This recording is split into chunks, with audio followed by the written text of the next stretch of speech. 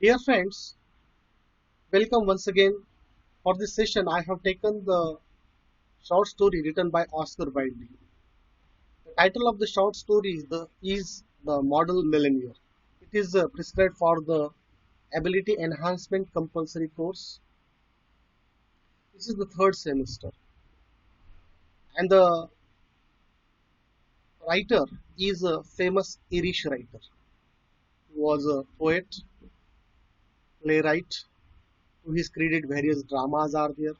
One of the famous drama he has written is that importance of being earnest, and a novel, a great novel he has written, that is the picture of the Dorian Gray. Apart from these, he had written short stories, beautiful short stories are there. One of the short story, that is the Happy Prince, also prescribed for the earlier syllabus. Now, Oscar Wilde's short story, that is the Model Millionaire, is a unique one. Through the short story, Oscar Wilde depicts a life of a middle-aged, young person, Huey Erskine, and his life throughout the short story. Let's begin the actual text. The narrator describes in this way: unless one is wealthy, there is no use in being charming fellow. It shows that although you are attractive, you are smart, you are beautiful, but it's of no use if you have don't money. Romance is the privileged of the rich, not the profession of the unemployed. If a person is unemployed, he don't have money, then he should not enters into the area of the romance, because that area is the domain created for the rich people's only. The poor should be practical and prosaic. It's a clear one. Poor should not enter into this imaginative world of love. It is better to have a permanent income than to be fascinated. So poor people should not dream also. They should think only about the permanent profession so that they can earn their livelihood. By that they can earn their income, and they should exclude. They should uh, they should live far away from the fascinating world of the love. These are the great truths of the modern world, modern life, which we Erskine never realized. The protagonist, the hero of the story, is Huey Erskine. He never realized, he never understand the stark reality, the truth of the life. He was wonderfully good looking with the crisp brown hair. He was very good looking. He was very charming fellow. His hairs were brown one. He's a clear cut profile, and he's a grey eyes. His eyes were also attractive. In brief, he was attractive one, charming one, glowing one. Everyone likes his company. He was popular with the men as he was with the women. In both men and women were attracted to his personality, and he had every accomplishment except that of making money. Now see, he had achieved everything. It means that he was a sporty person. He achieved various types of successes on the field also. He won various prizes also in his life. But unfortunately, he is without money. His father bequeathed him his cavalry sword and a, a book of in a 15 volumes. His father left only a sword and a book, and that book is in 15 volumes. He lived on 200 a year that an old aunt allowed him.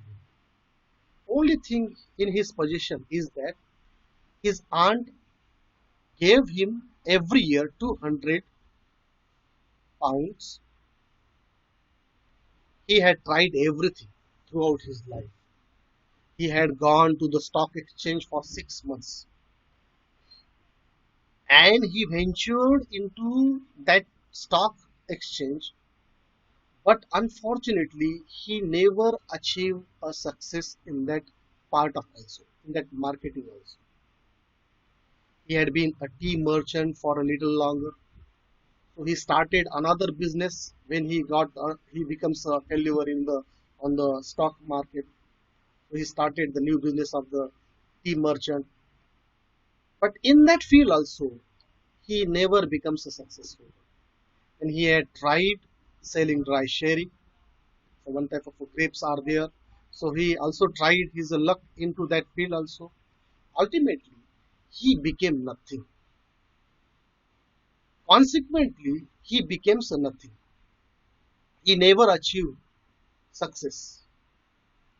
A delightful, ineffectual young man with a perfect profile and no profession. He achieved nothing in his life as far as the materialistic gain is concerned. To make matters worse, he was in love. And if such is the precarious condition, if such is the difficult condition, but at the same time, unfortunately, he was in love with a lady, beautiful lady. The girl he loved was Laura Merton, the daughter of a retired colonel. The two of them could easily make the handsomest couple in London. So, with whom he was in love, she was very beautiful, and both these becomes a handsome couple in the London. But at the same time,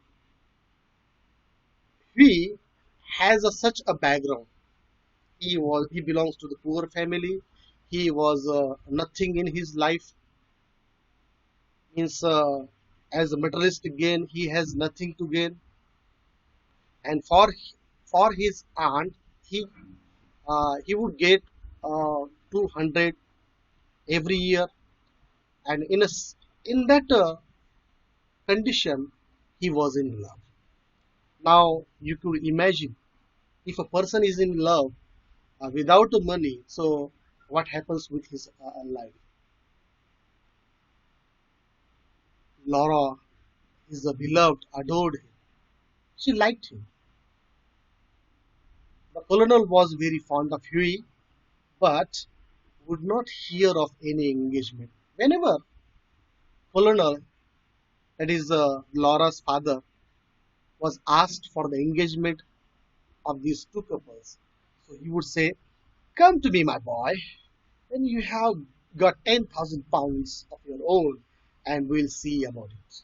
Now, see, this question was very, it really, hits to his mind, hammers on his mind. It pierced his heart, really hurted by these words. Come on, boy. So when you earn 10,000 pounds of your own, then I will think about engagement between Laura and you. So that was the word which really hurted him.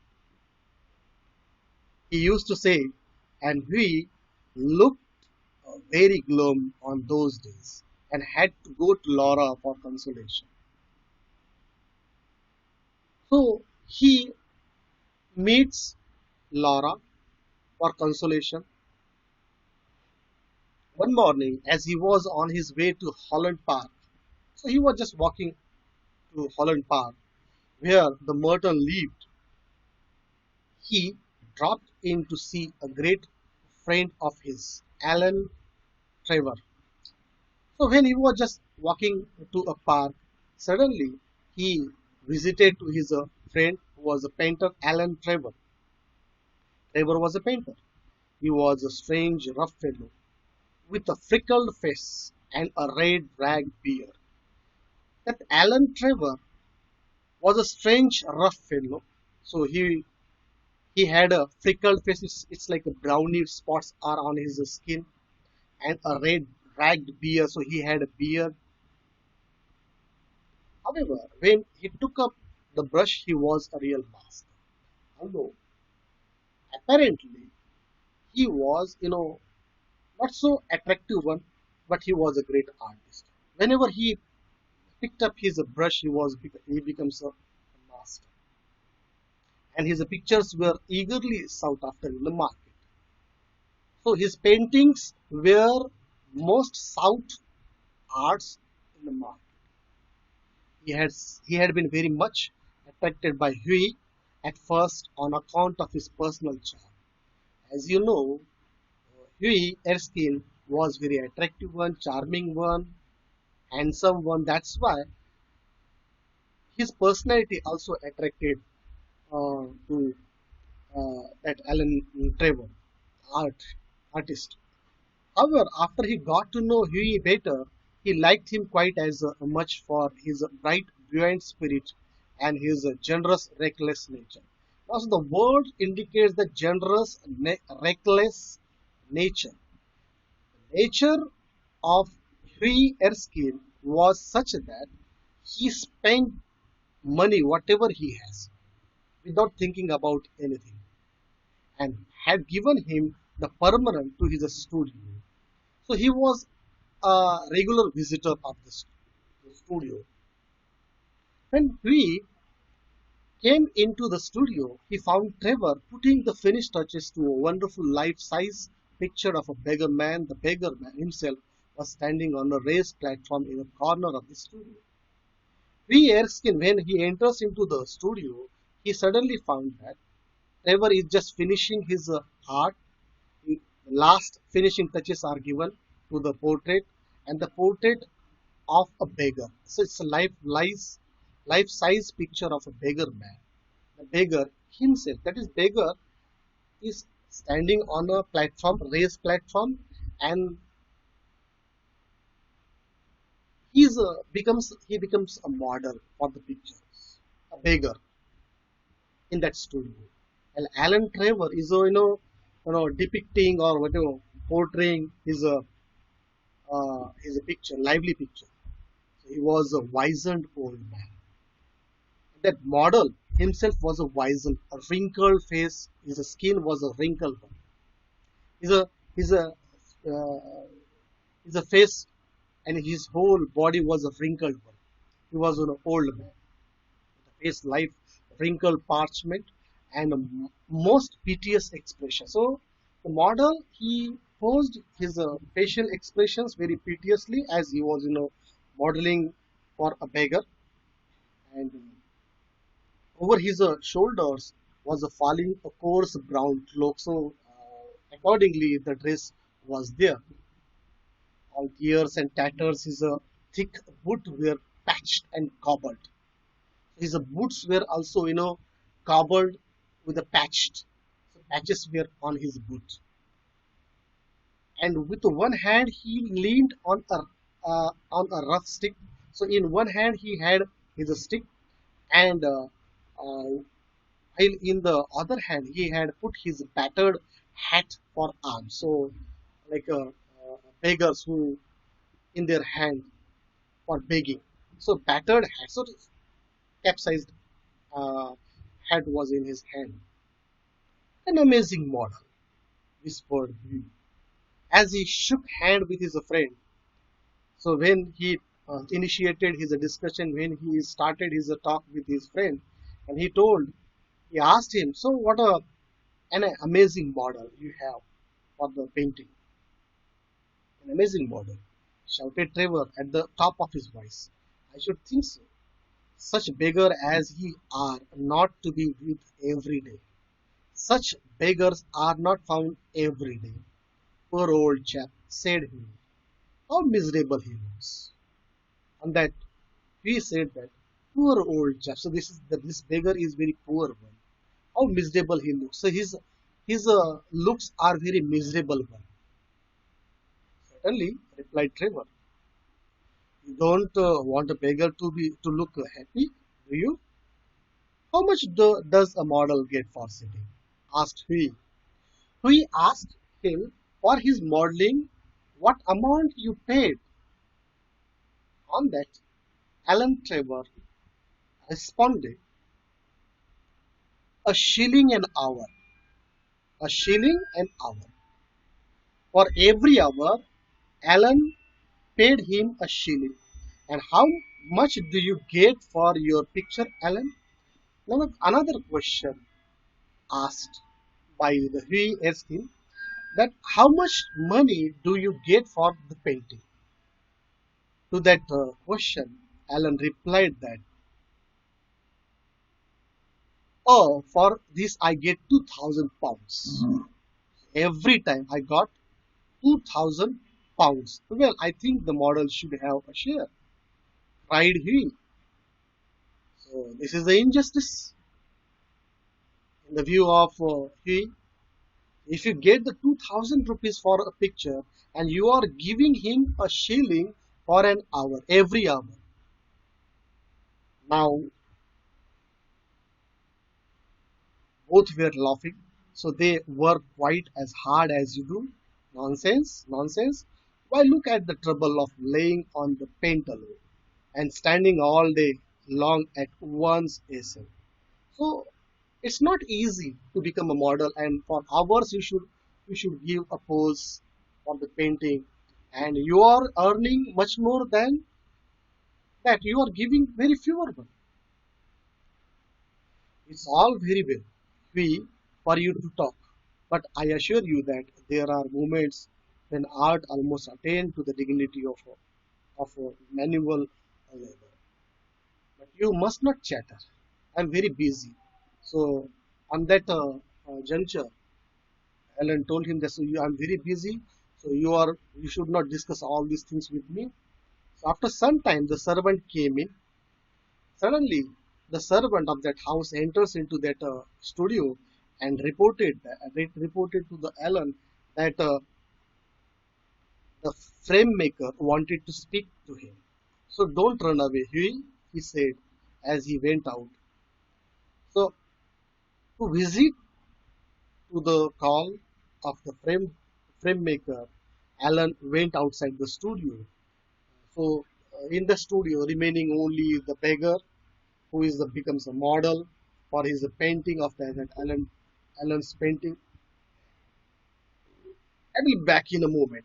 The old beggar man took advantage of the driver's absence to rest for a moment on the wooden bench that was behind. So meanwhile, the beggar sit on a bench and he rested. He looked so forlorn and wretched that he could not help pitying him. So becomes he feels very sorry for the condition of the beggar. He pitied him and felt in his pocket to see what money he had. So he checked his pocket if there is a money in his pocket, so he could afford him that beggar. He had all he could find was a sovereign and some coppers.